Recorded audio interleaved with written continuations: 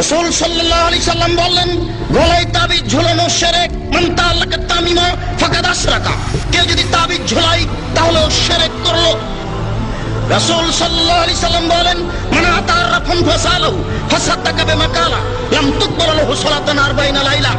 কেউ যদি কোনো গণকের কাছে যায়, তারপর গণককে কিছু জিজ্ঞাসা করে, আমার টাকা হারিয়ে গেছে দেখেন তো, বা এই জিনিস হয়েছে একটু দেখেন তো, তার বলা কথাকে যদি বিশ্বাস করে, আল্লাহর নবী বলেছেন 40 দিন তার ইবাদত কবুল হবে না। রাসূল সাল্লাল্লাহু আলাইহি ওয়াসাল্লাম বললেন, মান হালাফা লিগাইরিল্লাহ ফাকাদ আশরাকা।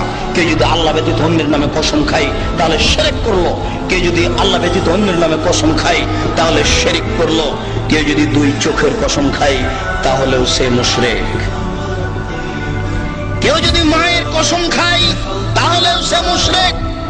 মায়ের কসম খাওয়া যায় না, কোরআন মাজিদে হাত রেখে কসম খাওয়া যায় না, মসজিদে ঢুকে কসম খাওয়া যায় না, ছেলের মাথায় হাত রেখে কসম খাওয়া যায় না, ছেলের মাথায় হাত রেখে কসম খাওয়া শিরক।